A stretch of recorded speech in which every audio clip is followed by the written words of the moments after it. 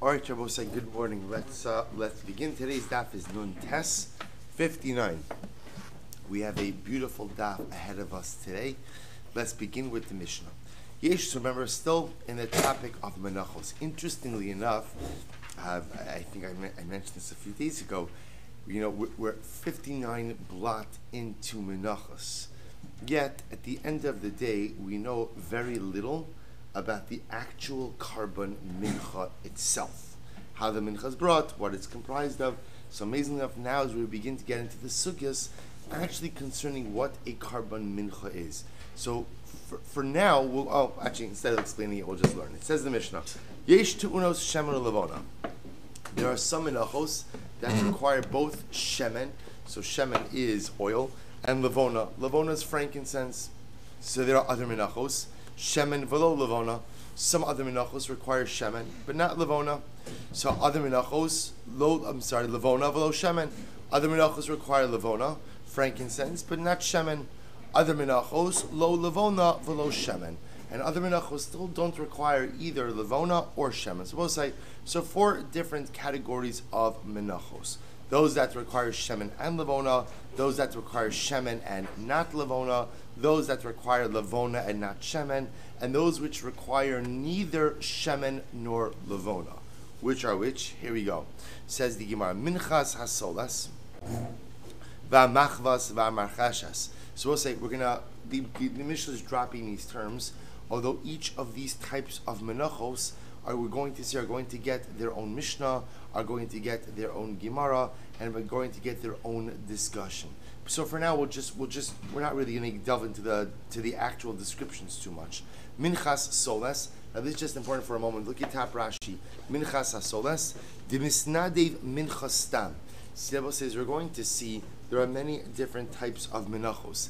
Now the truth is, what we're going to see is there are different types of menachos, and there are also different circumstances which require different types of menachos. Let's say a person just says, stam, I'm bringing a carbon mincha. I'm bringing a carbon mincha. So what type of mincha do they bring if they do not qualify that statement? So Rashi says they bring what's called a minchas soles. The misnadev minchas, I'm reading top Rashi, if a person goes out and pledges just a plain mincha, so what's the halacha? Maybe isaron soles v'shemen u'levona u'bolala v'komza kimoshihi. So again, I will say, on an unqualified state, if a person just says, I'm bringing a carbon mincha, I will say, so that mincha is made from fine flour, shemen, oil, levona, frankincense. You mix it all together, you take a kamitza of it, and ultimately you put it on the mizbeach. That's what's called a minchas soles, a plain old mincha. Next, back to the Mishnah for just a moment. So we'll say, if you have a minchas soles, machvas, different type of mincha, marchashes, different type of mincha, chalos. I will say, and this is very interesting, chalos literally loaves, v'harikikin, or wafers, minchas kohanim. So we'll say, this we learned about already. Minchas kohanim refers to what? Refers to the special mincha that a kohen brings on the day of his kohanic inauguration. Minchas kohen Mashiach, that refers to what? To the chavitin, right? That's the daily mincha that the kohen gadol brings. Minchas oved kochavim.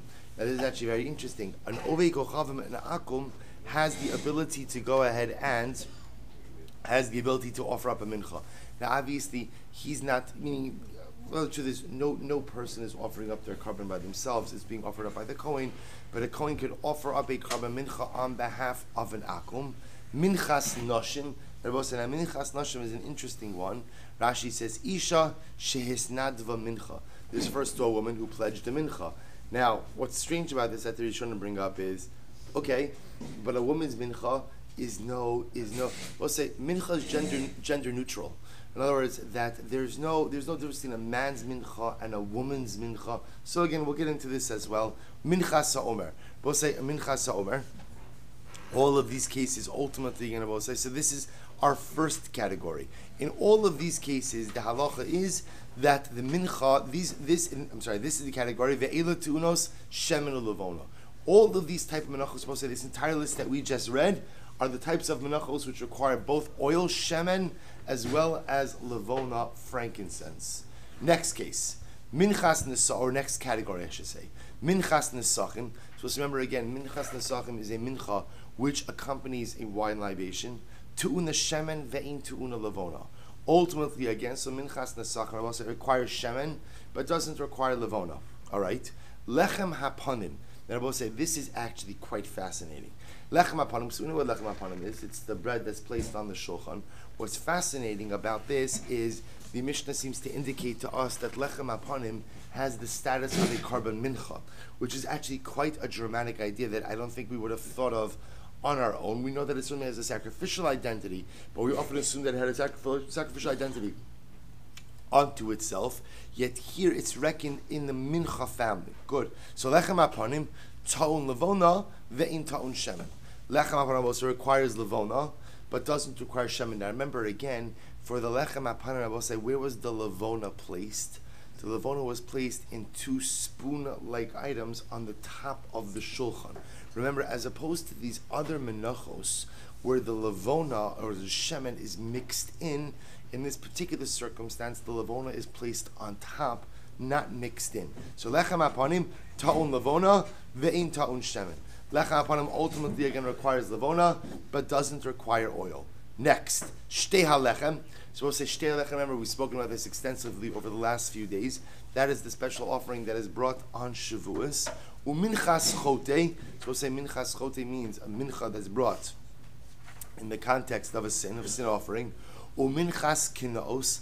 We'll say we will spend more time speaking about this particular mincha.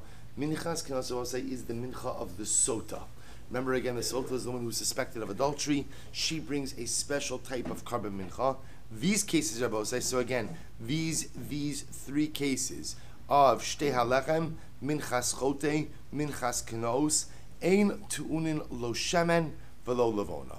We'll say in these particular circumstances, these last three do not require shemen or levona. Good. So we'll say, so therefore again, the Mishnah gives us the examples of the four categories. Menachos, which require both shemen and levona. Menachos, which require neither shemen nor levona. Menachos, which require shemen and not levona. And menachos, which require levona and not shemen. Good. Says the Gemara. We'll say, here we go. Amar Rav Papa. Rav Papa says as follows. Kol heichod disnan eser tanan. Rav Papa says, it's actually very interesting.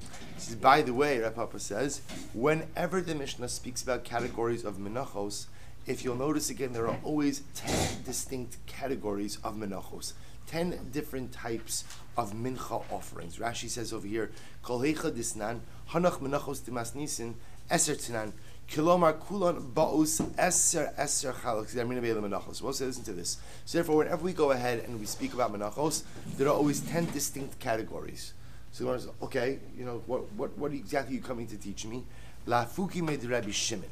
This comes to exclude the position of Rabbi Shimon. Because what does Rabbi Shimon say? Da'amar mechza chalas umechza rikikin yavi. But Rabbi Shimon is of the opinion that halacha l'maisa, if you want to mix and match loaves and wafers as part of the same mincha, we'll get into more of the mechanics of this in terms of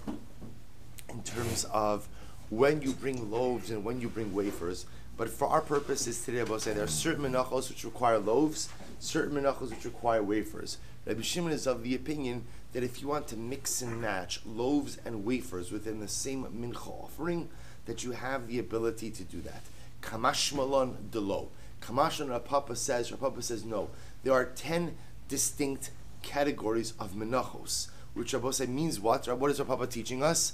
That each of those categories are distinct and unique unto themselves and cannot be mixed and matched one with the other. Good. Tan Rabbanas. We'll say now we're going to drill down into the specifics of it, which is actually very exciting. Tan Rabbanan. So we'll say, here we go. Gemara quotes the pasuk over here. V'nasata aleha shemen, v'samta aleha levona, mincha hi. You shall go ahead and you shall place on it shemen, you shall place on it levona. It is a mincha. Rabbi say this is referring to the minchas haomer, right? To the minchas haomer, to the mincha that comes with the karban haomer. Good. So Rabbi says the Gemara. Tanarabanan v'nasata aleha shemen. I'm sorry. Tanarabanan v'nasata aleha shemen. So it's like we're talking about the minchas omer. So watch this. The Torah says that what you shall place shemen on it. So we'll say whenever you see that word v'nasata aleha shemen. So we've been through Gemara enough to know Definite. What is the Gemara going to do? V'nasata aleha shemen, to teach me what? It's aleha dafka on this and what? Not on something else. So now the shaila is, so the v'nasata aleha shemen v'lo alechem hapanim. V'lo alechem hapanim shemen. Teacher will say that I put shemen, I put oil, ultimately again on the minchas ha'omer, but not on the lechem hapanim. So the Gemara says, now why would I have thought otherwise? Watch this. Sheyachol, because I would have thought, v'halo dinhu, because I could have made a kavachomer, although it's not a literal kavachomer. In other words, I could have made a logical argument that what? Uma minchas nisachim she'ena tu'una levona tu'una shemen. Because when it comes to a minchas nisachim, excuse me, when it comes to a minchas nesachim, which I will say is the mincha which accompanies a wine libation, she'ina tu'una levona, so minchas nesachim doesn't require levona, yet tu'una shem, yet does require shemen. Lechem hapanim sheta'un levona. So we'll say therefore lechem hapanim, which does require levona, eino din sheta'un shemen. Certainly it should require shemen as well. Therefore Talmud Lomar. Therefore, we'll say the pasuk comes along and says what? Aleha, that it's dafka aleha shemen v'lo alechem hapanim shemen. Therefore, we'll say the first limud is aleha by the minchas ha'omer to teach me that it is the minchas ha'omer which requires shemen, but not the lechem hapanim. So the Gemara goes weiter. V'samta aleha levona. So furthermore, again, the pasuk says again by the minchas ha'omer, and you shall place on it levona, aleha levona. V'lo al minchas nisachim levona. We'll say, what does this teach me? I go ahead and I place levona, the frankincense, on the minchas ha'omer, but I do not place levona on the minchas nisachim. Now, both say, why would I have thought otherwise? Sheyachol v'halo dinhu. I could have made the logical argument. Uma lechem hapanim she'eno ta'un shemen ta'un levona. We'll say, lechem hapanim, which doesn't require shemen, doesn't require oil, yet you do place levona on it. Minchas nesachim shetu'una shemen, eino din shetu'una levona. Then certainly minchas nesachim, which does require shemen, certainly it should require levona as well. Talmud lomar aleha. Therefore, we'll say the pasuk says aleha, aleha levona. It's the minchas ha'omer which requires levona. V'lo al minchas nesachim levona. But you don't require levona ultimately on the minchas nesachim. Okay, mincha. So we'll say here's what's interesting. Is you're going to see all of these limudim about shemen and levona are going to be learned out from this one pasuk by Minchas Ha'omer, which is really quite interesting. Mincha. So furthermore, again, remember the pasuk says Menasata Allah shemen v'samta Allah levona minchahi. Says dafka again. It's a mincha. Remember, we'll say this is the pasuk specifically by the Minchas Ha'omer. So mincha. When the pasuk says mincha, what does that come to include? L'rabos minchas shmini lelevona. This is actually very interesting. It comes to include the minchas shmini. So what's the minchas shmini? That was the special mincha that was brought on the Yom HaShmini, the day that the Mishkan was inaugurated. Okay, so that mincha also required levona. We'll say, what about the word he? Because it says mincha he. He is usually an exclusionary word. Lahotzi shtei halechem shelo yita'enu lo shemen v'lo levona. So that comes to exclude the case of shtei halechem, that shtei halechem does not require shemen, nor do they require levona. Amar Mar, we'll say another limud. Amar Mar says the Gemara, aleha shemen v'lo alechem hapanim shemen. Furthermore, again, the pasuk says, Allah shemen, you shall go out and you shall place shemen on what? On the minchas ha'omer, but not on the lechem hapanim. So the Gemara says, lo lechem hapanim shemen, ema Allah shemen, v'lo al minchas kohanim shemen. Now both say, see, here's what I know. I know that the word aleha comes as obviously telling me that I put oil on the minchas ha'omer, and it's telling me that I don't put oil on something else. So the Gemara says, the something else is what? The something else is Allah shemen v'lo alechem hapanim shemen. To teach me, I put shemen, I put oil on the minchas ha'omer, but I don't put it on the lechem hapanim. Says the Gemara, I don't know, how do you know that it means to tell you don't put on lechem hapanim? Maybe ema Allah shemen v'lo minchas kohanim shemen. We'll say maybe the Allah is coming to exclude what? Minchas kohanim. That the mincha that a kohen brings, the chavitin that a regular kohen brings on the day of his inauguration, we'll say maybe that mincha doesn't get shemen. To which the Gemara says, I'll tell you why it doesn't work. Mistabra, minchas kohanim havile l'ribuye. See, I would say the opposite. It makes sense to include minchas kohanim in the obligation of shemen. Why? Because ultimately the minchas kohanim resembles the minchas ha'omer in the following ways. Shekain isaro, because we'll say number one, it's an isaron, it's an isaron of flour, meaning they're both in. These are the similarities we'll say between the minchas kohanim and the minchas ha'omer. Number one is saron. Number two, kli. We'll say it requires a kli. Look at Rashi for just a moment. It's the second to last on the short lines of Rashi. Kli, Rashi says, Kol menachos tu'unos kli lolush. We'll say all menachos. Well, we'll see. It's not really all menachos. Ultimately, again, require a utensil in order to go ahead and knead them. Beparak shtei alechem shalu es Rabbi Zuminayin aval lechem aponim eino nikdash ela betanor. We'll say again, just so you don't, we don't lose sight of what we're doing over here. We're bringing the pasuk, or we're bringing the word aleha from the pasuk of Minchas HaOmer to teach me Minchas HaOmer ultimately again requires shemen. Teach it, but it's coming to exclude something. What is it coming to exclude? So the Gemara posits it's coming to exclude what? Lechem aponim, right? Lechem aponim. So the Gemara says, well, how do you know that it's not coming to exclude what? Minchas kohanim from shemen. To which the Gemara says, because Minchas Kohanim resembles Minchas HaOmer in more ways than Minchas Kohanim does. How does Minchas HaOmer, I'm sorry, I said that wrong. That Minchas Kohanim resembles Minchas HaOmer in more ways than Lechem HaPanim resembles Minchas HaOmer. How does Minchas Kohanim resemble Minchas HaOmer? Number one, isaron. They're both in isaron of flour. Number two, they both require kneading in a kli, right? As opposed to lechem aponim, which is sanctified when it's put into the oven. Next, chutz. They're both made in the courtyard of the Beis Hamikdash. Vitsura. We'll say if you look at Rashi, Rashi is the first wide line. Chutz kol menachos avodasan b'chutz. All menachos will say literally their avodah is b'chutz. Now, b'chutz over here in this context means in the courtyard of the Beis Hamikdash. Aval lechem aponim siduro beheichol. Interestingly enough, the lechem aponim, remember again, the avodah of lechem aponim is placing it on the shulchan. The shulchan is inside the heichol. V'od hakol nifsul. Fine. Next, v'tsura. We'll say tsura means that ultimately it becomes puzzle with lina. If you go ahead and you leave a minchas kohanim overnight, ultimately again it becomes puzzle with lina. Lechem aponim doesn't have a psul of lina. V'haraya. How do we know that it doesn't have a psul of lina? It's kept on the table the entire week. Hagasha. Ultimately, again, both the Minchas Kohanim and Minchas HaOmer have an obligation of bringing close to the Mizbeach. V'ishim. And they are placed on the fire.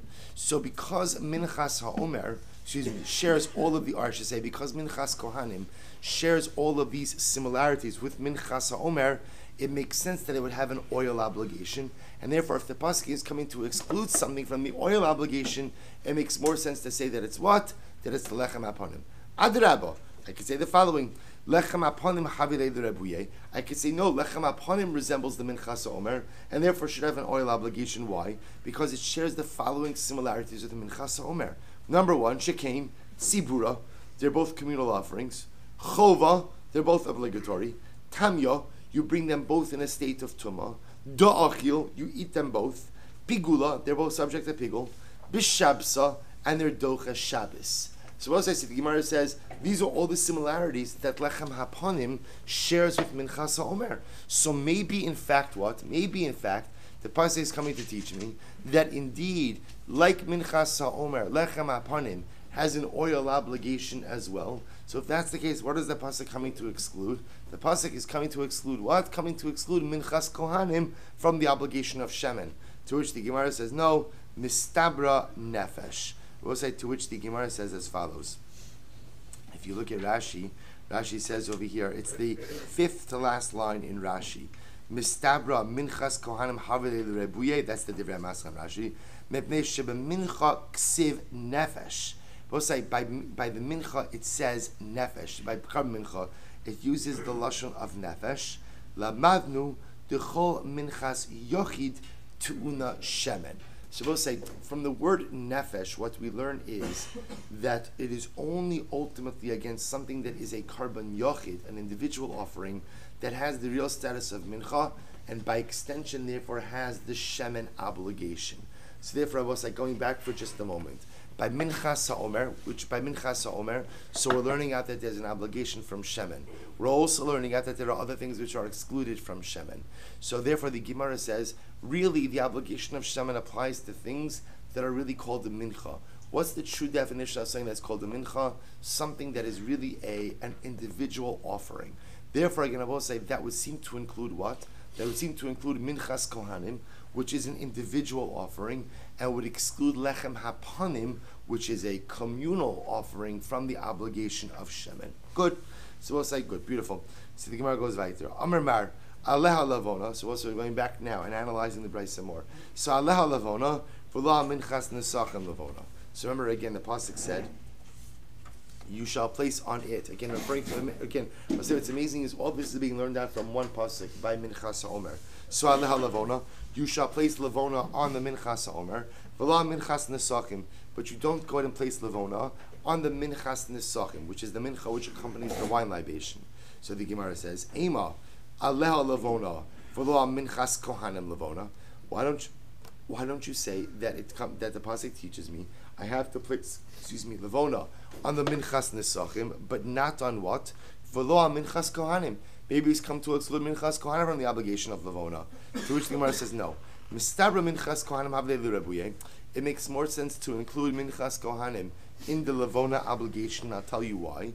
Shekain, because it will say Minchas Kohanim shares the following characteristics with Minchas HaOmer, which are Isaron, right? They both come from an Isaron. Balul, they are both mixed together. Bilug, both use a lug of oil. Mugash, both are brought close to the Mizbeach. Biglal etzem, and both are brought on their own. Adrabah, the Gemara says just the opposite. Minchas nesachim havlei l'rebuye. I can say ultimately again that Minchas nesachim should be learned out from the pasuk of Minchas Omer for the Lavona obligation. Shekain sibura, they're both communal obligations. Chova, and they're both obligatory.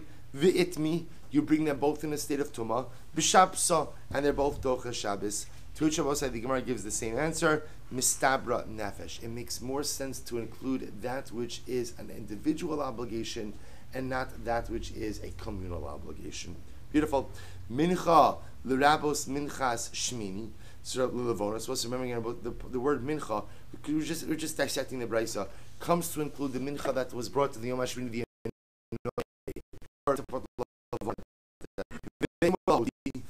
I don't understand. How do you know that? Maybe mincha actually comes to exclude the minchas shmini from the Lavona obligation. To which the Gemara says, "Hi mai, I amit bishlam l'rabos shapir." That's the way it doesn't make sense. If you want to learn it out as a read boy, that makes sense. Eli amit lahotzi. But if you want to say to exclude the minchas shmini from the Lavona obligation, then we'll say, guess what? You don't need a pasuk for that. Why? Sha'amidoros lo yalfinon.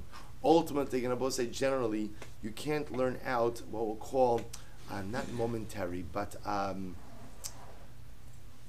one-time karbanos from ongoing karbanos. In other words, we'll say that in Karbanic law we have two different types of halachas, namely again one-time or unique offerings and ongoing offerings. So in general, going to both say we don't learn out halacha l'mais halachos concerning one-time offerings from long-term offerings. So therefore, I don't need a special limud to go ahead and say that the mincha of the Yom HaShmini would have been exempt from Lavona, because we'll say that in fact would have been my default position. Therefore, if there is a limud, the limud is coming to teach me the opposite, that in fact the mincha of the Yom HaShmini is in fact obligated in Lavona. Good. So the Gemara goes weiter. He lahotzi shtei halechem shelo yita'enu lo shemen v'lo Lavona. So let's remember again what was the next part of the brayso. The pasuk by again all by Minchas HaOmer. All by Minchas HaOmer said mincha he, that it is a mincha. What did that come to include, or what did that come to exclude? That came to teach me Minchas HaOmer. We'll say we're now on Nun Testament Aleph 59a, 3 lines up from the bottom, right at the 2 dots. So we'll say, what does Hey come to teach me? It comes to teach me that it is only a Minchas HaOmer, that, or not only, but it is a Minchas HaOmer which is obligated in Shemen and Lavona, but the shtei halechem doesn't get shemen or levona. Neither shemen nor levona by the shtei halechem. To which the Gemara says, I don't understand. How do you know that he comes to exclude lechem hapanim from shemen and levona? Maybe it comes to exclude what? The minchas kohanim. To say that the minchas kohanim doesn't require shemen or levona. To which the Gemara says, I'll tell you why, mistabra minchas kohanim havilei l'rebuye. It makes sense to say that the minchas kohanim is subject to the obligation of shemen and levona. Why? Shekain, because minchas kohanim shares the following qualities with minchas haomer, which are isaron, both require an isaron of flour, kli, both require utensil, matzah, both come as matzah, etzem, both come on their own, hagosh, not as an accompaniment, hagosha, both are brought close to the mizbeach, v'ishim, and both are actually offered up on the fires. Therefore, I will say, because ultimately, again, minchas kohanim shares all of these qualities with minchas haomer, it makes sense to say that just as minchas haomer requires shemen and levona, so too minchas kohanim requires shemen and levona. And if the pasuk is coming to exclude something, what is it coming to exclude? It must come to exclude lechem hapanim. To which I keep saying shtei halechem. I will say the offering by Shavuos. Adarabba, I could say just the opposite. Amud beis, shtei halechem havilei l'rebuye. Also, I could say shtei halechem ultimately again should be included in the shemen and levona obligation. Why? Shekein tzibur, because also shtei halechem has the following qualities. Number one, or I should say, shares the following qualities with karban haomer, which is the minchas haomer, which is tzibur. They're both communal obligations. Chova, they're both obligatory. Tamya, they're both brought even in a state of tumah. Da'achal, they're both consumed. Pigula, they're both subject to pigul. Bishabsa, and ultimately again, they're both offered their docha Shabbos. Matir, they both permit something. Tenufa, they both have to be waived. Ba'aretz, they will say, Rashi says over here, Ba'aretz means Omer ushtei halechem ein ba'in ela mitvuas Eretz Yisrael. They both have to come from produce of Eretz Yisrael. Bizman, ultimately again, they have a specific time. Chodosh, must both come ultimately again from the new crop.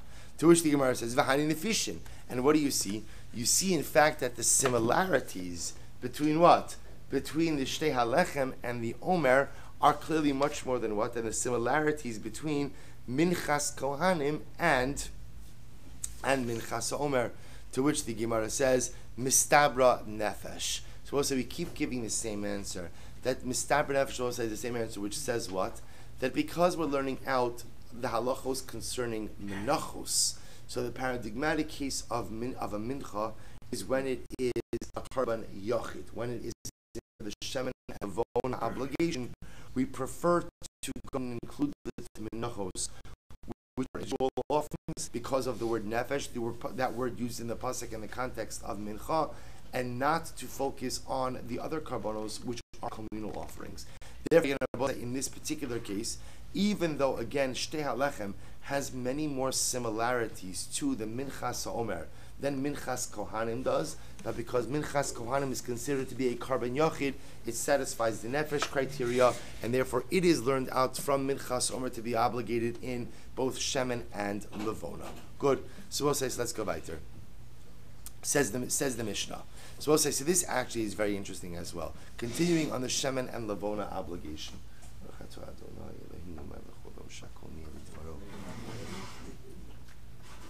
Here we go. V'chayiv al Hashem b'fnei atzmo, v'chayiv al levona b'fnei atzmo. So we'll say, here we go. Rashi says over here, v'chayiv al shemen im nasno al minchas chotes. Remember again, in the previous Mishnah, so we discussed the idea that there are certain menachos which get neither shemen nor levona. That was our last category of menachos. That was the minchas chote, the minchas kenos. So again, the mincha that's brought as a sin offering, the mincha that's brought by the sota, they do not require shemen, nor do they require levona. So now the Mishnah deals with a very specific case. Let's say I went ahead and I placed shemen or levona, let's say on the minchas chote. doesn't belong there, and I placed it there. So what's the halacha I will say? So v'chayiv al Hashem b'fnei atzmo, v'chayiv al levona b'fnei atzmo. I am chayiv ultimately again for placing shemen on the minchas chote, and chayiv for placing levona. In other words, say what this means is as follows: that halacha l'maaseh, if I place them both, I'm in violation of two different things. Don't think that shemen and levona is one big thing. If I place shemen on a mincha where it doesn't belong, I'm chayiv for that. If I place levona on a mincha where it doesn't belong, I'm chayiv for that.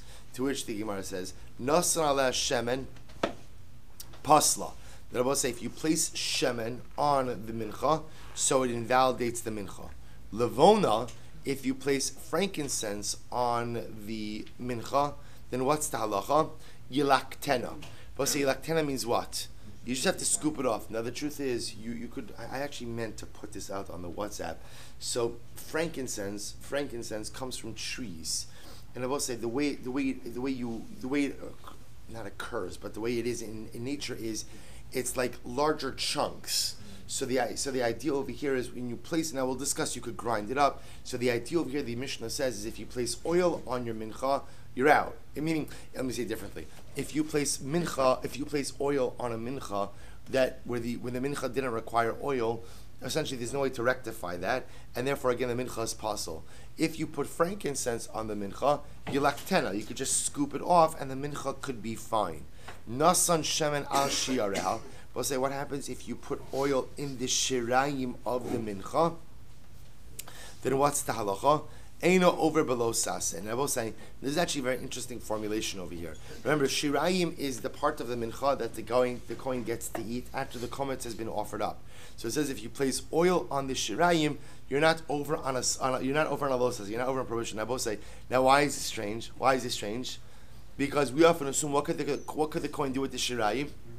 Anything he wants. There's one exception, which is chametz. You can't allow it to become chametz, but we even saw you could mix in dvash. We already saw. So we'll say, so b'pashtos, what this means is, it's just trying to keep symmetry. We just said before that halacha l'maisa, if you go ahead and what? If you go ahead and you place shemen on a mincha that you're not supposed to place it on, so ultimately it passes the mincha. So it's just using symmetrical lashon. If you place shemen on the shirayim, it doesn't invalidate the shirayim. But I will say it's actually totally permitted to place shemen on the shirayim because one can prepare however he wants. Next, nasan kli al gabe kli lo pas. What's another interesting case? If you took the kli that has the mincha in it and you placed a kli of oil on top of that mincha kli, it does not go ahead and invalidate the mincha. Now I will say, now this is interesting what the hava mean in this case. So we're going to see in the Gemara, but again in this case, the oil is not actively touching the mincha. The two kalim, the utensils, are touching. The kli which has the mincha is sitting below, right? Or I should say, the kli that has the oil is put on top of the kli that has the mincha. The Mishnah just tells me that doesn't invalidate the mincha. Good. We'll say, here we go. Lo yasim ala shemen. So we'll say the pasuk says, you shall not place upon it shemen. We'll say, so this is about the minchas chote. This is if a person committed a particular type of aveira, he doesn't have the money to go ahead and bring even a bird offering. So what's the halacha? He brings what's called the minchas chote. The halacha on the minchas chote is you don't place shemen, nor do you place levona on this mincha. Lo yasim ala shemen v'im sam. And if you placed shemen on your minchas chote, then what's the halacha? Pasal. The minchas pasal. Bring another mincha. Yochol lo yitin aleha levona. V'im nasan pasal. So we'll say, I might have thought as follows. The pasuk also says you're not supposed to put levona on it. I would have thought that if I put levona, that the mincha should be pasal as well. Talmud lomar ki chatos. But it's actually very interesting. The way the pasuk reads, Rabbi say, is lo yasim ala shemen v'lo yitin aleha levona ki chatos hi. The Gemara darshans this pasuk in an incredible way. Lo yasim ala shemen. You can't place shemen on your minchas. And if you place shemen on your minchas chot, you will say, then what? Then what? Then what? No. It's pasal. Lo yasim ala levona. You also can't place levona on your minchas chote. But if you did, ki chatasi, it's still okay. It's still okay. So we'll say, so what does this mean? Yachal af b'shemen. So I might have thought that even if I place shemen on the chatas, b'diavad it's still okay. Talmud lo marhi. Therefore, say he comes to teach me that it's only if the lavona is there that the mincha could still be good.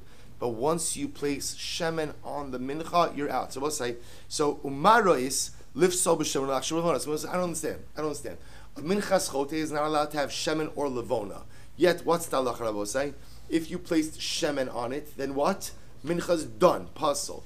If you placed lavona on it, so the mincha is not puzzle. What's the difference between them? Posel ani b'shemen she efshar lalakto, umachshani b'lavona she efshar lalokta. Well, say it's a very simple cheshbon. Once you pour shemen into the mincha, you cannot go ahead and extract it. So because you can't extract it, therefore what? The mincha is puzzle. Masha'inkin lavona can be collected off the mincha. So obviously I can't offer up the minchas chote while the lavona is still on it or in it, but once I go ahead and collect the lavona off of the carbon mincha, off of the minchas chote, I could offer up that minchas chote again. So boy, you're supposed to listen to this. We'll say this is amazing. Listen to this case. Nasan aleha lavona shechuka mahu. Oh. So we'll say this is all assuming that the lavona that's placed on the minchas chote is what I will say. Chunky, right? There's got to be a better word than chunky. Or pieces. Whole. We'll call it whole lavona. What happens if you went ahead and you place on a ground lavona, right? Ground lavona, powder lavona.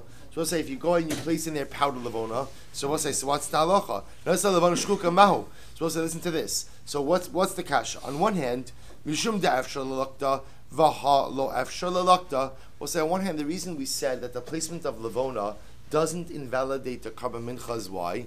Because it can be collected off the top. But if it's, we'll say if it's granular, right? If it's ground up into powder, then once that's introduced into the mincha, then what? It cannot be totally collected.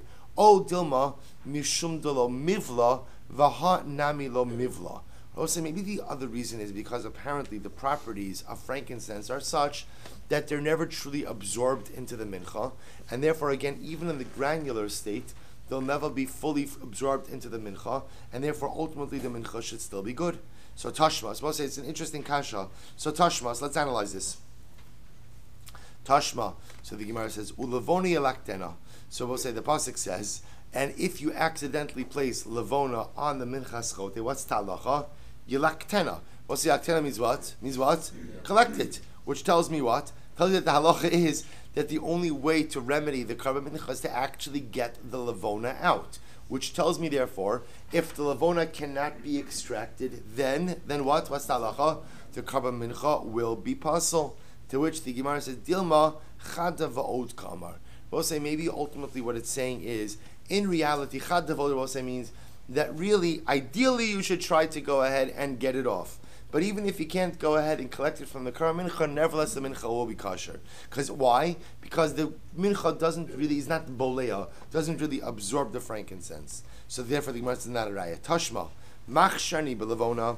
So the halacha is, I say the carbon mincha, the minchas chote is still kosher, even if you accidentally put lavona on it. Why? She'efshar lalokta. Because you could always go ahead and collect the lavona from the mincha. Which most again seems to indicate to me what? That in order for the minchas chote to be kosher, the lavona has to be actively extracted. Therefore, if it's granular or if it's powder and cannot be actively extracted, the mincha will not be good. Hachanami chada va'od kamar. We'll say there again, maybe it's saying one of two reasons. In other words, really, the lavona never gets absorbed in the mincha. Therefore, even if you can't extract it, the mincha will still be kosher. But even furthermore, the mincha will still be good because in this case you can't extract it. So my haviyallah. So Gemara says, okay, so what's the answer? So bottom line, I will say, if you have powder lavona and it falls into the mincha, is the mincha good or not? So Amar Rav Nachman Yitzchak Tanya, we learned in a brayso, minchas chote, minchas kenosh, nasan lavona. If you have a minchas chote and minchas kenos, we'll say minchas chote, remember, is the mincha that's brought as a sin offering. Minchas kenos, we'll say, is the sota's mincha. Shenasan ala lavona, and you placed lavona on it. Milaket es halavona ukshera. So what can you do? We'll say if you accidentally put, by the way, accidentally or intention doesn't really matter. If you put lavona on the mincha, the mincha will be kosher, provided that what? Provided that what? You collect off the levona. Ukshera. So we'll say, now watch this. Vim achla liket levonta. We'll say, so now watch this. I have a minchas chotes. I'm bringing a sin offering. I'm bringing a minchas sin offering. I accidentally put levona on there. Is the mincha puzzle? No. Right? But what? What do I have to do? I have to remove the levona. Now watch this. This is fascinating. Vim achla liket levonta. We'll say, so now let's say my minchas chote is sitting there. The levona is still sitting there on top. Chishev aleha bein chutz lizmano bein chutz limkomo. We'll say, now I have what? I have a machshavas psul. I have in mind to what? To either go ahead and consume it outside of the correct time or outside of the correct place. What's the halacha?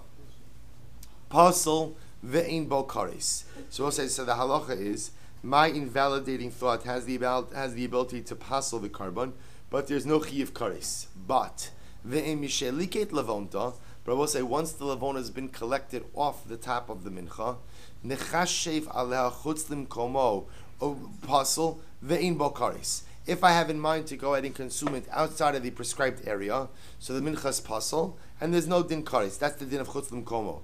Chutz lizmano pigul v'chayavin aleha kares. But I will say, if I have in mind to what?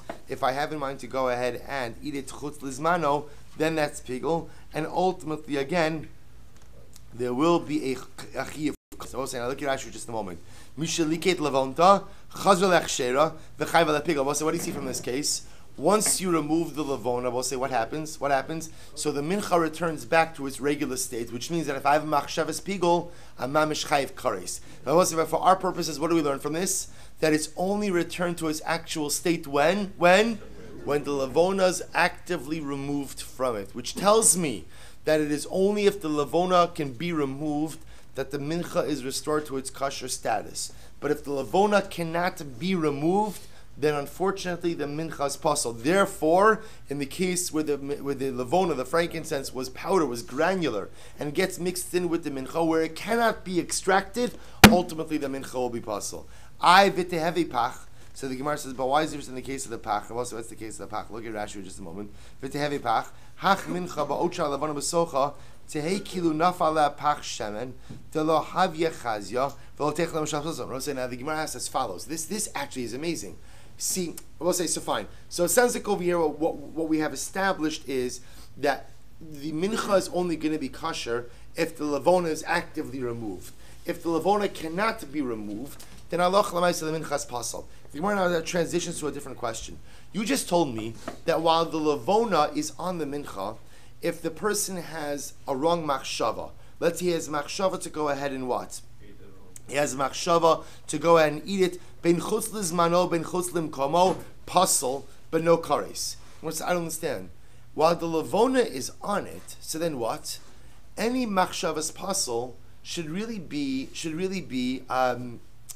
meaningless, because I will say at the end of the day, it's not a mincha right now, right? So therefore, again, I will say the good news of not being a mincha is what? That any wrongful mindset shouldn't have an impact. In other words, when that levona is on it, that should be no different than if oil spilled on it. And if oil spilled on it, then what? If you had a machshava chutz lezmano, chutz limkomom, would it make a difference? Bless you. So too, I will say, when that levona is on it, v'tehave pach, it should be as if a jug of oil spilled on it, where the mincha is invalid, or even if you had a machshava to eat out of the prescribed area, out of the prescribed time, it would invalidate the mincha. So too, while the levona is on it, any machshavas psul shouldn't have any impact. V'amai pasam machshava dichoyhu. Both say essentially while the frankincense is a good kasha, while the frankincense is sitting on the mincha, I will say what? The mincha is an invalid mincha. If it's an invalid mincha, the good news of being an invalid mincha, I will say is what? Is what? That no machshava should have the ability to invalidate it. So Abai says no, because the Torah calls it a chatos. It will say even while the levona is on it, it's still called a chatos. Which will say another way of saying that, interestingly enough, even when the levona is on it, it still has a carbonic identity. Because it has a carbonic identity, therefore what? An erroneous machshava has the ability to have an impact on it. Rava says, no. Whose opinion does this reflect? Chanan ha-mitzrihu. This is Chanan ha-mitzri. What does Chanan ha-mitzri say? The less le dichuyin. We'll say, so Chanana Mitzri does not hold of the concept of dichui, does not hold of the concept of something being set aside for non-use. Disanyo, Chanana Mitzri Omer, afilu dam bekos, maybe chaveru shal b'hargala, b'hagrala, excuse me, umazaviglo. We'll say, Chanana Mitzri is of the opinion, by Yom Kippur, that if you have the two siirim, right, we'll say one goes la'azazel and one is shechted inside the Beis HaMikdash. We'll say, what happens if you shechted the one inside the Beis HaMikdash and the azazel goat died? So we'll say, so the other opinions that Rabbanan hold, you have to do the Hagrala, you have to do the lottery all over again. And so Chanana Mitzri says, no, you don't have to. Rather, you go ahead and what? Just bring another animal, la'azazel, and you are good to go. But we'll say, thereby keeping the kashrus of the cup of blood from the Seir LaHashem totally intact. Well, so what that means is Chanana Mitzri does not hold to the concept of dichui. Dichui means something being set aside. He doesn't hold of that, set aside for non-use. So if Rabbi say, apparently, again, he would hold even in this case where the mincha has the lavona on it, the mincha, even though you can't offer up the mincha in this state, it's not set aside for non-use since it can be remedied, and therefore Allah Lamaisa, a machshavas psul will in fact go and invalidate it. Rav Ashi Amar, Kol Shevad Lo Havidichui. Rav Ashi says, no, it's more simple. We'll say, in this case, where the mincha can be remedied, where you have the ability to remedy it, it's not called dichui. Amar Rav Ada, Kavase Rav Ashi Mistabra. Rav Ada says, it would appear that the position of Rav Ashi is very clear. The man Sham is like dichuyin. We'll say, who holds the concept of dichui? Rabbi Hudahi, Rabbi Huda Disnan, Va'od Rabbi Yehuda, Nishpach Adam, Yamos HaMishtaleach. Rabbi Yehuda says that halacha l'maisa, if the mishtaleach or nishbach adam, if the blood of the Seir Hashem spilled, you have to go ahead and let the mishtaleach die, and you can't use it for the avoda. Meisa mishtaleach, if the mishtaleach died, which was a Seir Azazel, yishbach adam, we have to pour out the blood of the Seir Hashem. Vilu heichad debiyado tanya Rabbi Yehuda, vilu heichad biyado. You are saying in a case where you have the ability to remedy this situation. Tanya, we learned Rabbi Yehuda Omer, Kos hayam memali midama ta'aroves v'zarko zrika achas keneged hayisod. Ultimately, again, I say yet we learned. Listen, we actually had this case before, but this will stop. This is Korban Pesach case. What did Rabbi Yehuda say in the case of Korban Pesach? I will say that what would you do at the end when everybody finished offering up their Korban Pesach? The Kohen would go ahead and take what? We would scoop up a cup of blood from the floor. He would pour that on the mizbeach. Why did I say? Because in the event that for some reason one of the karbanos Pesach, one of the Pesachim which was brought, did not have proper zrika, he would collect a cup of blood, which was what? Representative of a composite of all of the blood from all of the sacrificial offerings, pour that on the mizbech, and ultimately that would remedy any of the karbanos. What do you see from the Rabbi Say? That even Rabbi Yehuda holds the concept of dichui, holds that halacha l'maisa in a case where you could remedy the situation yourself, we don't say dichui. Therefore, we'll say, circling back over here, that's why even when the karban mincha, when the mincha schote has levona on it, the levona doesn't belong there, and it's not called the value. You can't offer it up until when? Until when the levona is removed. Nevertheless, even when the levona is there, Abosai, then what? It doesn't totally lose its identity as a levona, as a mincha. Why not, Abosai? Why not? Because it's biyadi. Because I have the ability to go ahead and remedy it. Which I will say, on hashkafic level, teaches us an incredible yesod as well. That even when something is broken, when you have the ability to fix it, it's not totally broken. Right? Or sometimes you don't have the ability to fix something, then it's in a total fundamental state of being broken. But l'maisa again, even the Korban Mincha can't be offered up when the lavona is there, but because it is biyadi to go ahead and be metakin it, therefore again, an erroneous machshava could still compromise the carbon. Only when it's not biyadi to fix it, ultimately is the carbon totally removed from any type of sacrificial service. But in this case, because I can fix the mincha by removing the lavona, therefore even a machshavas psul will have some level of impact. Right? We'll have to stop over here. We'll pick up in Meretz Hashem. We're not finished with this, so you'll finish it tomorrow, Meretz